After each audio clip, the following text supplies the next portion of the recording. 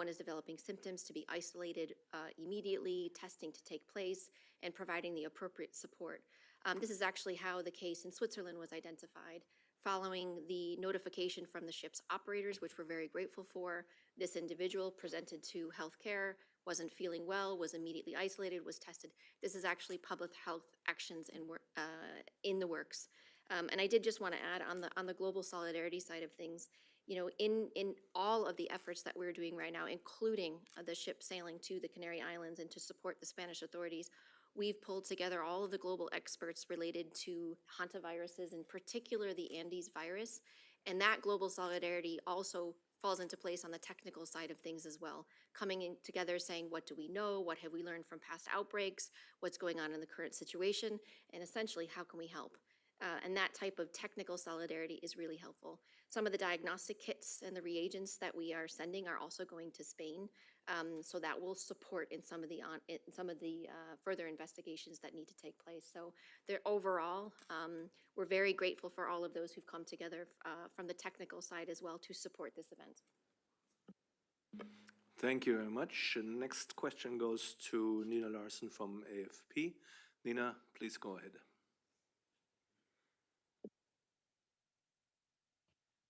Yes. Hello, can you hear me? All well. Great. So I was going to ask if you, would you consider this outbreak to be an epidemic? And also, what would you say about people wearing masks? Should people be wearing masks? Is it considered to be airborne? And also, how long should contacts remain in isolation to avoid further spread? Thank you. Thank you very much, Nina. And we go back to Dr. Van Kerkhoff. Yeah, so thanks, Nina. So what we have is, you know, obviously the situation that's happening on the ship itself and the follow-up of the contacts of the passengers who disembarked in St. Helena. So far, as you've heard, we have 8 cases so far, 5 of whom have been confirmed, 3 who have sadly died. We have no further symptomatic patients who are on board, or passengers or crew on board, I should say, which is a good sign. But of course, there is a long incubation period of the Andes virus. We know on board they have taken some precautions to try to minimize the risk. What they have advised on board is disinfection of the rooms. They have confined people to their cabins and providing food and water. And they have asked, as a precautionary measure for anyone leaving their room, to wear a medical mask. We certainly advise people who are caring for those who are suspected of this Andes virus or hantaviruses to wear a higher level of personal protective equipment. That guidance has been given to the people on board, but also there are the 2 patients that are in hospital in the Netherlands, and there's a patient in ICU in South Africa. And I am very happy to say the patient in South Africa is doing better, and the 2 patients in the Netherlands we hear are stable. So that is actually very good news. So we have a situation that we are monitoring very, very carefully. These numbers may change. As we're doing follow-up, we may see some additional cases be reported, and that shows that the active follow-up is happening and that the testing is being done. What we know about transmission, and there's been a lot of questions posed to us about, you know, what is actually happening. What we do know is that the Andes virus, in previous outbreaks, there has been instances of human-to-human transmission, mainly among close contacts, either providing clinical care or people who have had close physical contact. And we believe that's happening and has happened in the case here on the ship as well, between the couple, the first and second cases, and also a medical doctor providing care. As you probably know, those who develop symptoms, those who go on to develop disease, sometimes develop very severe disease, which includes severe respiratory disease. So there may be some coughing, there may be some aerosolizing procedures that may be done. And of course, that's where we would require higher level care. So this is not COVID, this is not influenza, it spreads very, very differently. So there are different precautions that people are taking. So we are supporting the ship's operators in the mitigation measures that they are putting on board. And as we've said, we are working to have a proper and full disembarkment procedure step by step to support authorities in the Canary Islands for the next stage of the people who are on board. And Dr. Mahmoud, please. No, there was the second part of the question about whether this is an epidemic or pandemic and all the things going on social media. I just wanted to address the situation. What makes unique here is similarity crowded in a confined space. We had a similar situation in Argentina in 2018 to 2019 when a symptomatic individual attended a social gathering. So that led to a lot of people getting infected. So we are in a similar situation right now, a cluster in a confined space with close contact. Does that mean the rest of the world, this disease will spread? We had that outbreak in 2018 and it led only 34 cases. We may have similar cases from there. So I just want to show that if we follow public health measures, and the lessons we learned from Argentina now is shared across all countries, what needs to happen in contact tracing, isolation, we can break this chain of transmission, and this doesn't need to be a large epidemic. It's in a specific confined setting where people are interacting in a prolonged close contact. So we feel it's quite familiar to the 2000 outbreak in Argentina, and we don't anticipate a large epidemic. With the experience our member states have and the actions they have taken, we believe that this will not lead to subsequent chain of transmission. But we need to be balanced, reasonable, supportive solidarity in containing this outbreak in a difficult environment that's happening there. Been in the weeks after weeks there, it's difficult. So the solidarity required and the support, most of the people there, as DG said, are healthy individuals who are going with their lives. So is the public health measures able to break down the chain of transmission? And we believe this will be a limited outbreak if the public health measures are implemented and solidarity is shown across all countries. Thank you very much, both. Next question goes to Christiane Ulrich from DPA. Christiane, please go ahead.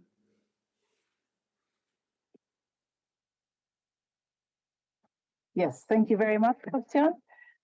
My question goes in the same direction, but a little bit further. We are 6 years out from the Corona pandemic.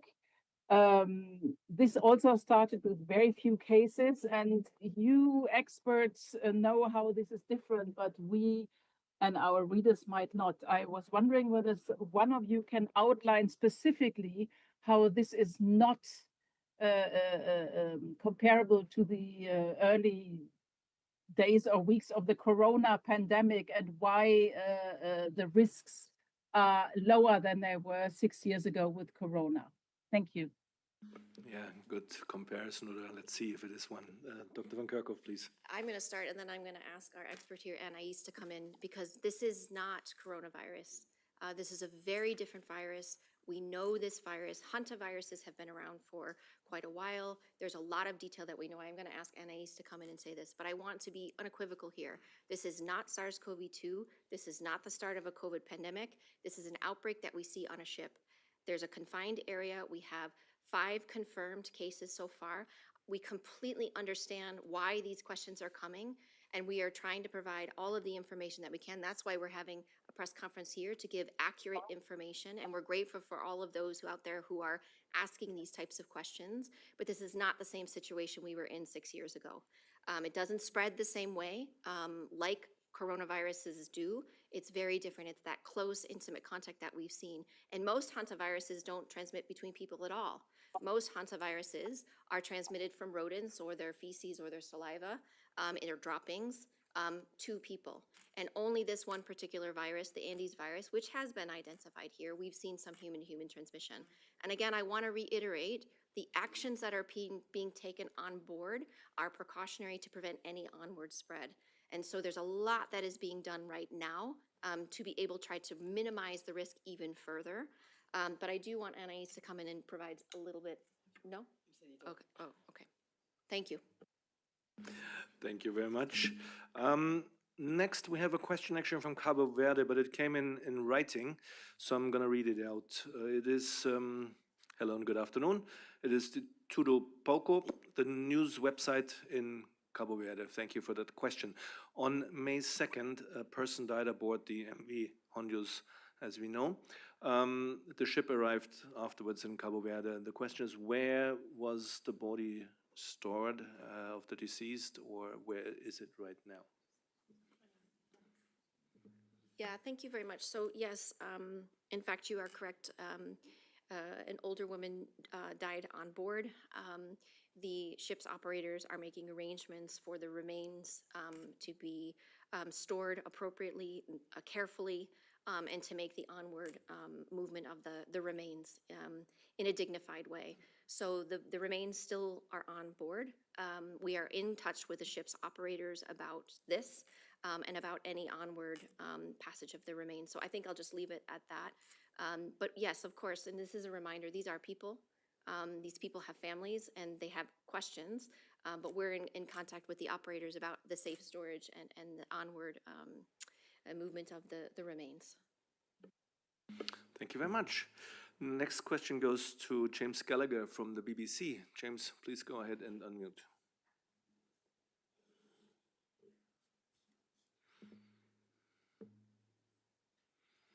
James, do you hear us? Yeah, here you go. It took a while for the pop-up to unmute to arrive. Thank you. My main question is, could you outline what you think is unusual about this outbreak, or does it fit entirely within what we would expect of hantavirus outbreaks? And related on that, could you draw on whether you think there is anything fundamentally different or shifting within hantaviruses at the moment? I'm just looking at the PAHO reports from the end of last year, citing increases in cases and in some countries lethality in South America. If you could draw on those as well, please. Great, James, thanks. And we go to Anaïs Legon, next to me, technical lead on viral hemorrhagic fevers. Thanks a lot for the question.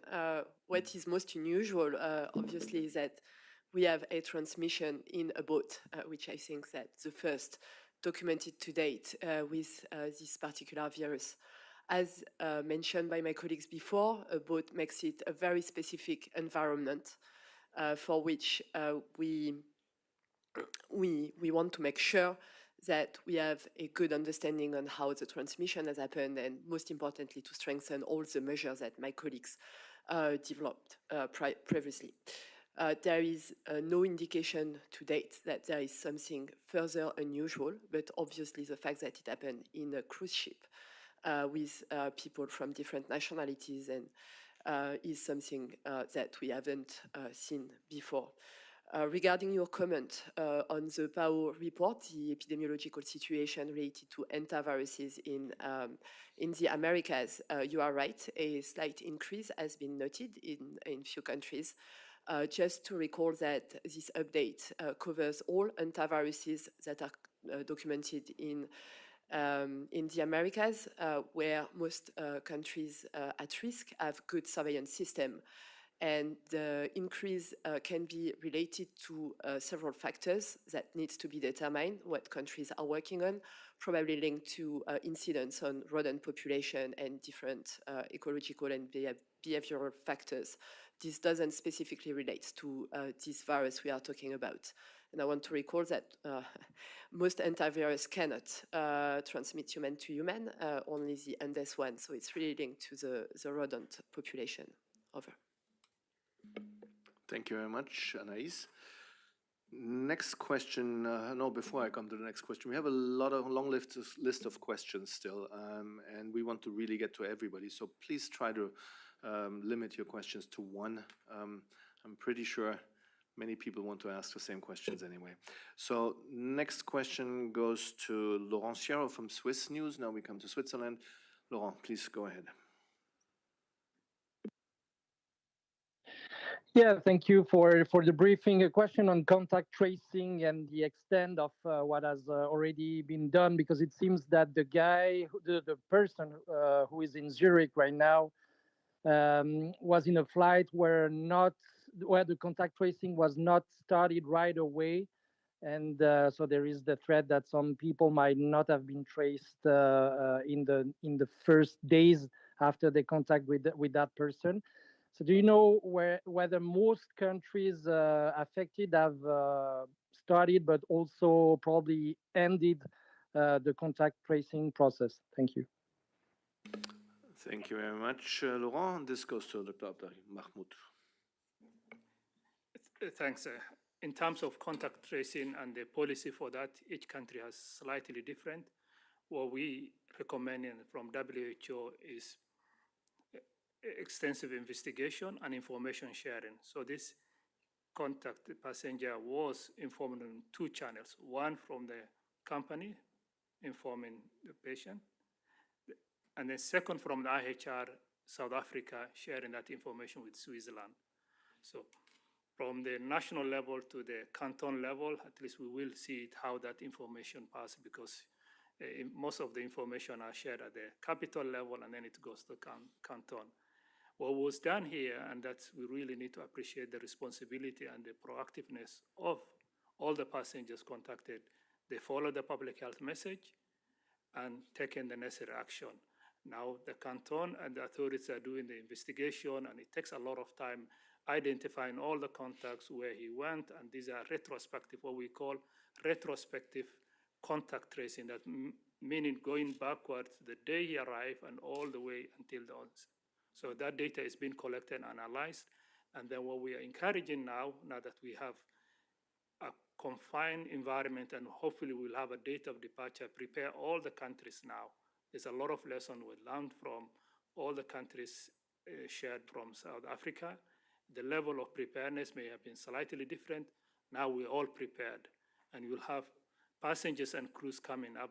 We are encouraging and we'll be sharing the investigation and the contact tracing format and be proactive and the necessary recommendation. Each state and sovereign state will have a different application from our recommendation, but we firmly believe that safe, informed contact tracing and monitoring will reduce the further spread. So we are finalizing that in consultation with global experts from our European CDC, from US CDC, from UK, Netherlands, on all that, and we will issue that guidance in the coming tomorrow, hopefully. But we believe that the retrospective contact tracing is going on and action is being taken here in Switzerland. Thank you very much, Dr. Mahmoud. Now, speaking of South Africa, we have a South African journalist here with us online. I'm not 100% sure if you're in a position to unmute. Let's give it a try. And please go ahead and identify yourself. Hello, can you hear me? Very well. Hi, Marvin Charles here from News 24. Could the World Health Organization perhaps shed any information about any confirmed cases in South Africa? We understand that there have been at least 4 identified contacts in the Western Cape in South Africa, including in Somerset West, where a resident is classified as high risk. And then I know you said that we should stick to one question, but I just want to squeeze in just one more. In terms of when the World Health Organization would advise countries to take some sort of precaution, when would that be? Because I understand that you said that, this would be a limited outbreak, but when would you advise countries to take some sort of precautionary steps? Thank you. All right, thank you very much. Let's start with Dr. Van Kerkhoff, and then we'll see if we have more on the contacts. Yeah, thank you very much for the question. I love to see how many people from around the world are asking questions. So there have been 2 confirmed cases in South Africa. One was the second case that was identified, the wife of the first case, who sadly passed away. And then there is another case that is currently in ICU in South Africa, and this person is doing better, as we understand. We are working with the health authorities in South Africa, also NICD and others, on the contact tracing. They're taking the lead on the contact tracing. Really want to thank them for the thorough job that they have been doing.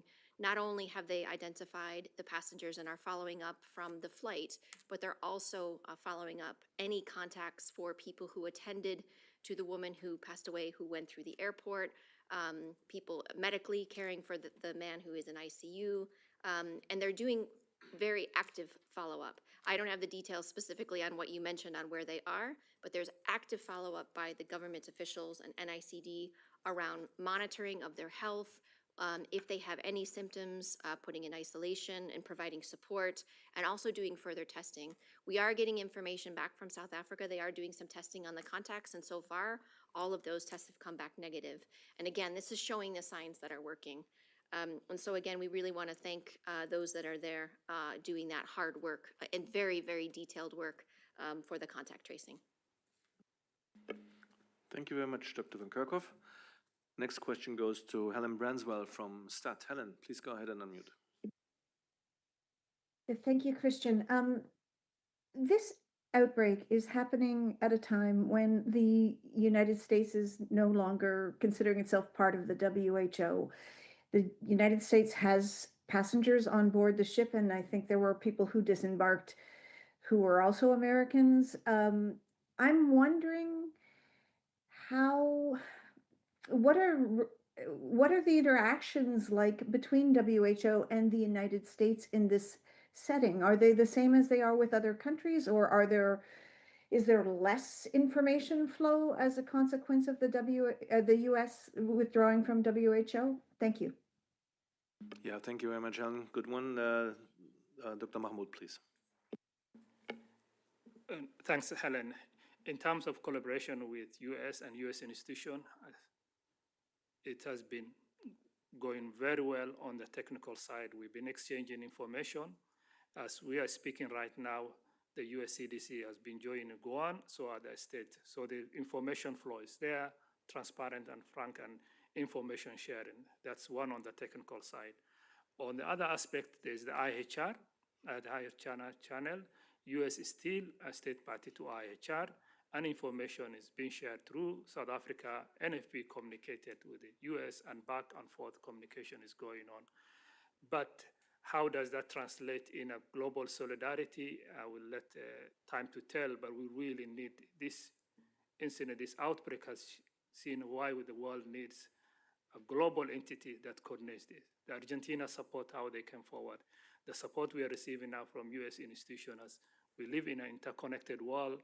That outbreak from one part affects everywhere. So in terms of collaboration, we are going both through the technical collaborations, in sharing information, guidance. We rely heavily as DG multiple side. What I'm saying is that the expertise of US CDC is an asset for the world, and we have been benefiting from that, and we will continue, and then we go through the IHR channels in sharing formal information and the technical exchange. And Anaïs Legon, please. Yes, I just would like to emphasize the excellent collaboration on a technical standpoint to date with my counterpart at the US Center for Disease Control. And this includes sharing of technical assessment, discussion about,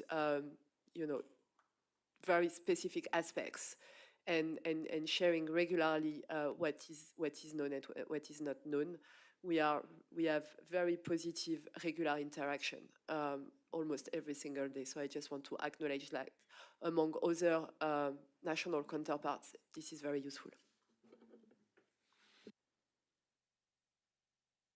Thank you very much, both. Now, oh, pardon me, again. Yeah, no, I just wanted to add to what colleagues raised. Thank you, Helen, for that important question. As we speak, things are going actually as it used to be, meaning sharing information from our side. And also we're getting information from the US side based on the IHR regulation. And as you know, the WHO's mission is to, help the world to be safe. And our mission includes the US, which is we want the American people to be safe as well. So we will continue to collaborate from our side and continue to give information. So the disease is not a problem in the US and the rest of the world as well.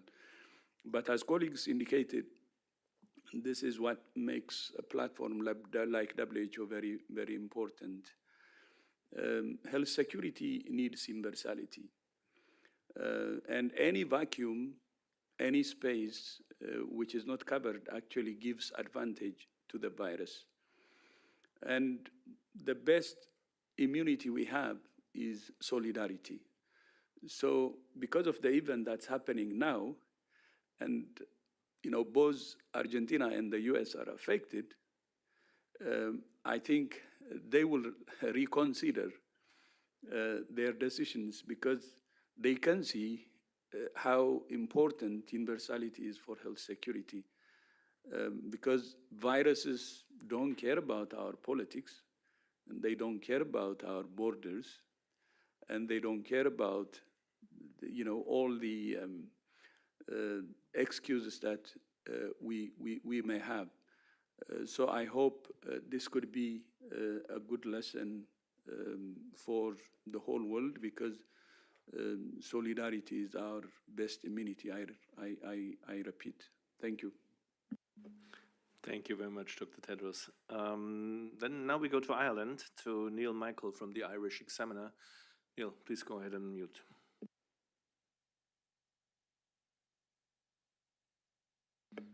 Do you hear us? You're still on?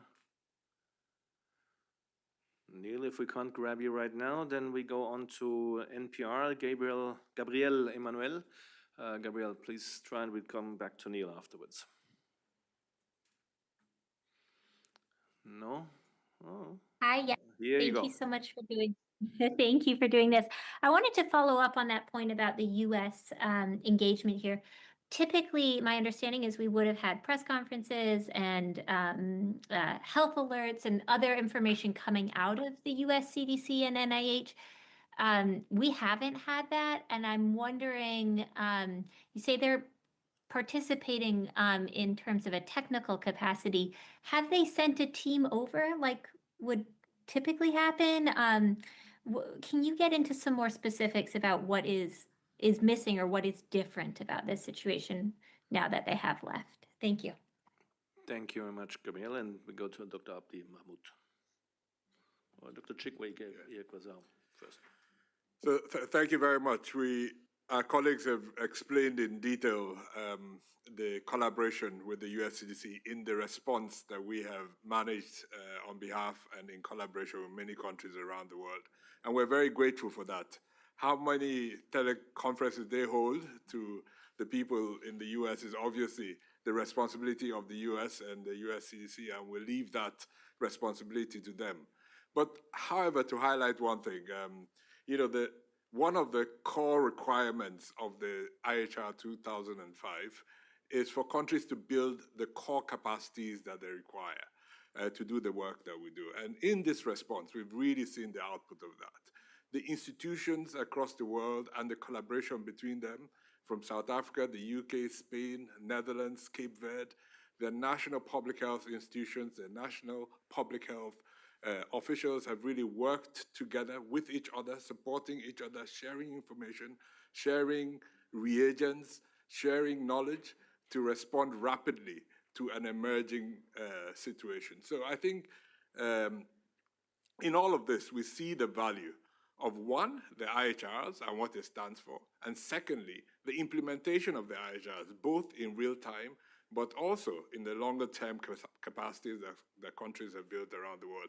And it is on that we build this universality that our Director General just commented on. One is the principle of universality, but secondly is the implementation of it through the institutions that represent that in all the countries around the world. Back to you. And now Dr. Mahmoud, please. Dr. Tedros and Dr. Chikwe has covered the main point. I just wanted to answer there so that we have clarity. And it repeats again to the other question, is this pandemic, is epidemic, and how we deal with it, and how US, in a system like US CDC is dealing. These are limited epidemic confined in a cruise ship. Idea of sending messages across the world and panicking everyone is not required. And I think I want to go to the contact and the passengers in the US being contacted and traced. We believe so. And we haven't formally heard from that, but informally, we're aware that rightful action is being done. So there's no need of panicking the entire population there and creating this, the largest epidemic is going to happen. So I just want to take this opportunity when we look at comparing institutions and that is, are there public health action being taken in each of the countries where NFP South Africa has shared? Yes. Are we getting feedback? Yes. And each country will have a different approach how they deal with it, and that's their own. So I just wanted to take that point answering the specific question, how is US CDC, why is no alert being sent? Because what we have there are passengers who have contact who went back to the US who are now currently being traced. by the local authority, share information to a CDC, and hopefully through the IHR channel, sharing back information to WHO. Thank you very much, Dr. Chikwi, Dr. Abdi. Next question, we try again with Neil Michael from the Irish Examiner. No? Has dropped. Then we go on to Janice Koo from Bloomberg in South Africa. Janice. Hi, thanks very much. I wanted to find out how long does it take to get the lab test results for the Andes virus currently, and is a specific assay needed? Just related to that, and some clarity on an earlier question, the KLM flight attendant who had contact with the second patient who died, that flight attendant's been hospitalized in the Netherlands, and I was wondering, is she symptomatic, and when can we expect to know her test results? So first was about time, and then, yeah. Dr. Anaïs Legon. No, the doctor. Thank you. Yes, this is a very important question about how long the tests are performed. So the PCR is a technology that is being used, and countries are scaling up their capacity to ensure there are the adequate reagents. As you know, this is not a very common virus, so we are supporting countries to ensure there is the capacity to test should they have alerts. If reagents are available, the PCR performed is fairly quick in a matter of hours. And just to mention as well that there will be complementary testing using serology, which we are also helping countries to prepare for. That's for the first question. And just on the second question, very briefly, so it adds on to what Anaïs has just said. It depends on the type of test that's actually being done. Certainly any of the contacts, including the one that you've mentioned, the flight attendant, will be isolated and testing will be done. I don't have a specific time for when the test will be back, but we are in regular contact with the Dutch authorities to receive that type of information. So as soon as that is ready, it gets reported back to us as well, and of course to the patient themselves. But it will depend on the type of sample that's done, the type of test that's done, for the timeline and when the results will be back. But I can assure you that everybody that is involved with this is just as eager to do the testing as quickly as they can, as long as they have the right materials. And again, we are supporting several countries with reagents to be able to test for this Andes virus. And as Anaïs has said, this is not a very common virus, mainly found in the Americas. So we're trying to provide support as one of the functions of WHO to ensure rapid diagnosis of any person that is tested for this. Thank you very much, both. Next we go to Le Monde, Delphine Roucault. Delphine, please go ahead and unmute.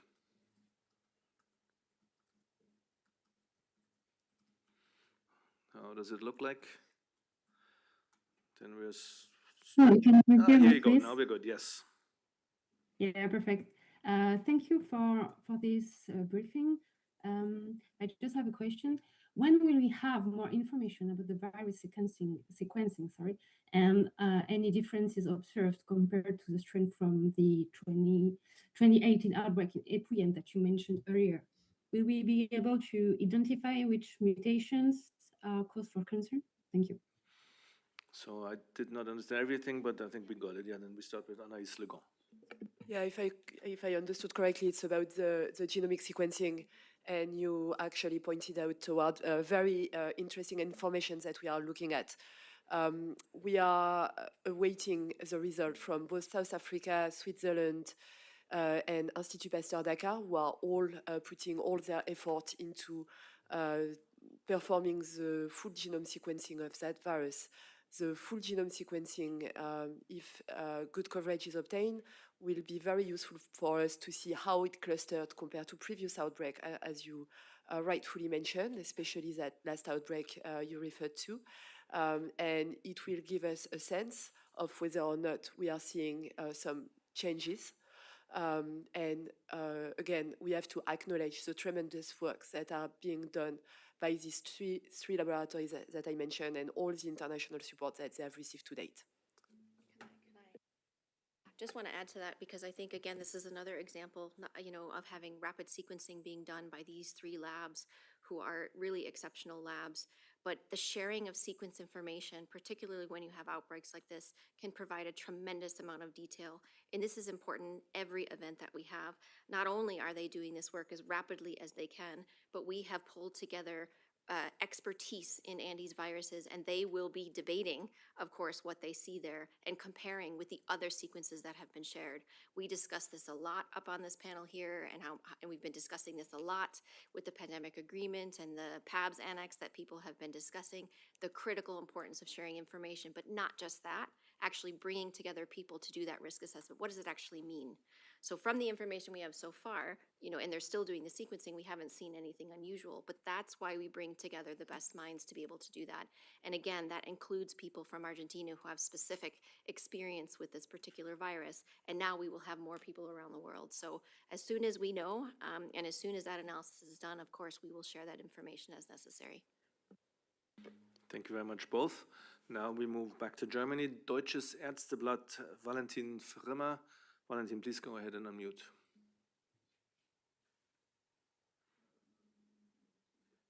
Valentin? Otherwise, we come back to you. No, you're coming? If we don't get to you... Here we go. Can you? Yeah, it's... Sorry. Hey, Valentin Frimmer, Deutsches Ärzteblatt.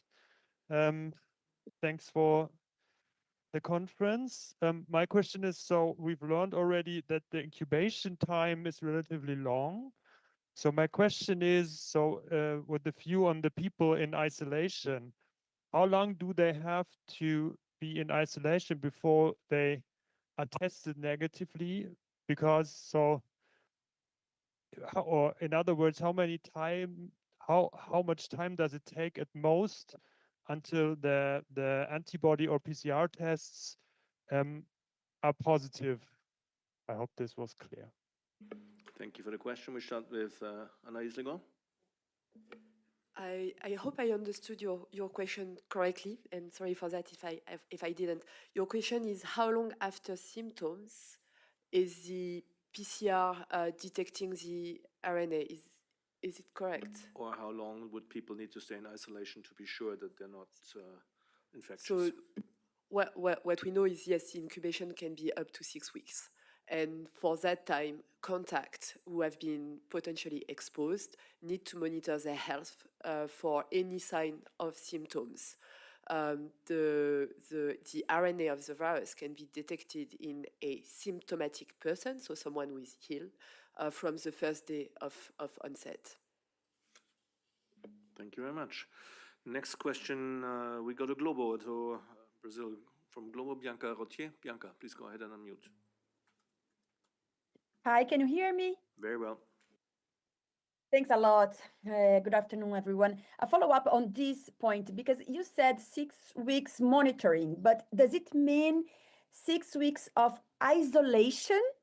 And now my main question, what is the mortality rate of the Andes strain of hantavirus? And just as I'm covering this story for the Brazilian television, my understanding is that the Andes strain of hantavirus is also present in Brazil, correct? So should Brazil's health authorities reinforce protocols for cruise ships after this case? Thanks a lot for your attention. So the first was the specification on the 6 weeks, and then the question whether Andes virus is also present in Brazil, and whether protocols should be adapted. And the mortality. Yes. So maybe I will start with the mortality, and I might let colleagues to complement on other aspects. The high mortality has been observed in previous outbreak. This is true. But we are emphasizing the importance of early supportive and intensive care. And this is why we are also putting in place these contact tracing measures. It is very important that any patient can be admitted to a safe and adequately equipped with trained staff to ensure that patient can receive the level of care that is needed in case they present severe presentation and deteriorate. So hopefully with early care, survival can be improved. in terms of virus circulation in Brazil, I'm not sure if there was a question, but any country who have hantaviruses, not just Andes, should obviously scale up their surveillance system and One Health approach to understand where this virus, in which, animal, rodents, the virus circulate, and ensure that interaction with rodents can be minimized or conducted safely to avoid rodent to human transmission in countries that have the virus present in their reservoir. Thank you very much. Maybe to add on the hantavirus as such and the question, yeah. yes. So no, thank you very much for the question. So Anais had described earlier, and we'll talk in general, but then specifically about the situation with the ship and the people who are in contact.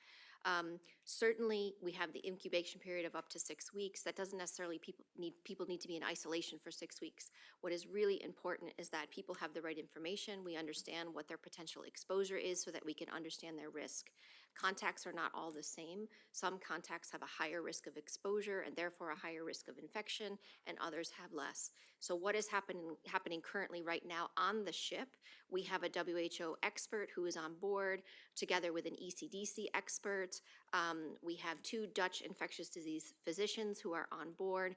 They have received protocols. They're asking questions related to the exposures of the people on board to really understand, what type of contact did they have with any of the suspected cases or confirmed cases, and what did they generally do on the ship before they got on the ship, during on the ship, and then looking at what type of exposures and what type of risk that means.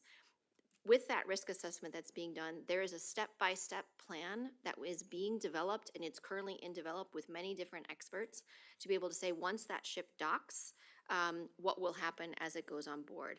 So that is currently being developed now. What is really critical is that people have the right information. This also includes people who disembarked in St. Helena, people who have been on board. If you are developing any symptoms, to present yourself to healthcare and just say, this is my potential exposure, might be hantavirus, and then you'll be isolated and tested and provided care. So what we're trying to do is take this in a staged approach. But I do want to reiterate, contextually, what we're talking about. The risk to the general public is low. Hantaviruses are relatively uncommon, even though there may be thousands of cases estimated each year. This is a particular situation where we are monitoring. I think it's great we're raising awareness about hantaviruses in general. It's great that countries are paying attention to this, and hopefully governments and increasing their surveillance efforts and really critically using this One Health approach, because it is predominantly in rodents and that's how people get infected. So this is why, as Chikwe has said before around the IHR, the core capacities in countries for early detection, good surveillance, having good public health systems is critical. So whatever is circulating there, we have the right facilities in place to keep people safe. Thank you very much. And Dr. Mahmoud? Just a small clarification on the question was isolation, and WHO, not to be pedantic about the use of word, isolation are confirmed cases who are symptomatic. So I just wanted to put in context. And then the second, the context people who've been exposed to infectious, we are recommending right now active monitoring. What does that active monitoring means? Each country will have a different approach. Some countries are now introducing institutional quarantine where people will be put, but we have to remember most people don't have putting people in 6 weeks are different. So we leave that decision from our WHO side. The most highly are the cases and confirmed which needs to be isolated. And then the contacts needs to be followed, duration up to maximum of 40. How does that happen? Active monitoring is the daily visit by healthcare workers. Is it we put in an institution? It will change. But just to break the chain of transmission, we have 2 different approaches. One is the isolation of confirmed cases who we know they have infections, and people who are at risk who maybe have been exposed, where we call active monitoring, and different countries use quarantine, institutional quarantine, and all that policy. I just wanted to separate what WHO is recommending. Isolation of the confirmed cases and the active monitoring of the exposed people who may be at risk. How is that implemented? We may change from one country to another. And then take the maximum duration of the 42 days. If you look at what we have seen right now, within 2-3 weeks, the people, when they got exposed, they had the onset of disease. But the clear guidance shows up to 42 days. So that's the maximum that we are recommending active monitoring of those people who have been exposed. Thank you very much to all the three of you. Now we come to Politico. Rory Neal. Rory, please go ahead. Hello, thanks very much. Yeah, I'm just curious about what happens when passengers disembark. Okay, you just clarified your guidance on isolation there, but like, should passengers be going on commercial flights back to their countries when they disembark, and would you have any concerns around that? Yeah, thank you. So the question, how should the passengers now who disembark, how should they move on with them? I will start and probably my colleagues will complement me. Yes, a step-by-step guidance is being developed to make sure that all passengers and crew members are supported throughout this journey. Don't forget what they've been through. And so WHO is coordinating with national health authorities to streamline recommendation and guidelines on that, and to ensure that first, as my colleague says, that anyone who would have any sign or symptoms can be properly isolated and cared for, while all passengers are being evaluated for their risk exposure, to be able to inform them on what are the recommendations moving forward. So this is still work in progress. The evaluation is already ongoing in the boat, but further guidance is being streamlined and developed. I think if I could just add to that, so as you know, there's a lot that's currently being discussed right now. I did want to specifically mention that we are working with all of the countries who have nationalities that are on board to discuss the plans for the safe journey of those patients home. Once they disembark, once they are medically evaluated, what those decisions will be. And as Anais said, that is currently being developed. It needs to be very carefully done. But we are working with the countries about that onward passage home. So I just want to assure, and we are also working with the ship's operator because of the crew.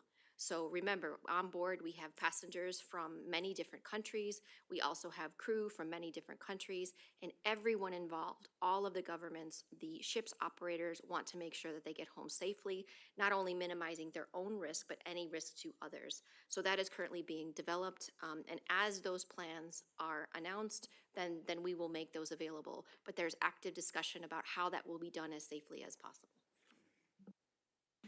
Thank you very much, both. Next, we go to the Globe and Mail. Mustafa Al-Assar, please. Hello, can you hear me? Well. Thank you so much. I appreciate your time. Can I ask about the medical condition of the Canadian passengers, including the 2 Canadians who have been evacuated in April? And you have mentioned that all governments, you are in contact with all governments. Can I ask whether the Canadian government has been in contact with the WHO regarding their safety or evacuation? My next question is, what is the WHO protocol for contact tracing in details? And also, we have been monitoring 2 live streams from the ship. In one, the streamer appeared distressed, was crying, and was asking for help. In the other, the streamer seemed calm, and they stated that people on board were not under stress, take the situation seriously, but without panic. He said to us that the situation appears to have been extremely overstated. Could you please clarify this contrast? Thank you so much. Thank you, Mustafa. A bit more than one question, but let's see. I heard 3. I'm not sure if I got the first question, which I think was related to Canadians if we're working with the Canadian government. We are working with all of the governments. I mean, this is what WHO does, right? We are a member state organization, and we work with all governments, and they are working with us as well about the people who are on board. I think your last question, I didn't get the second question, but I think your last question was around the passengers who have either live streamed or said that they were under some distress on the ship. Yes, we've seen videos, we've seen that video, and in fact, in some earlier interviews, I was trying to address directly the passengers that are on board because we hear them. As you know, the DG has been in contact with the ship's captain several times and discussing, the captain is doing the best that he can to provide the right and appropriate duty of care for those people who are on the ship. We hear them. We are working with many, including everybody on board, to ensure not only do they have medical support, and that's why there are 2 additional infectious disease doctors from the Netherlands on board, but also providing some psychosocial support as well. This is quite frightening for those who are on board. They want to have the right information and regular information about what's happening. Our understanding right now is that the morale has improved because the ship is moving and plans are being made to get them safely to shore and for their onward journey home. So yes, we have heard that, and I think what you highlight here and what I would like to emphasize is that it's not only the clinical care, but it's also care for people's mental health. And it's really about making sure that they have good information so that they can take action, because of course there is a worry on the ship, but we understand there's also a worry out there. And again, this is why we're trying to answer questions, to just put this into context of what is actually happening. And again, the risk to the general public is low. Thank you very much. And I think, although we have still many questions left, we are ready to take one more, and that one goes to Sarah Nui from The Telegraph. Sarah, please go ahead.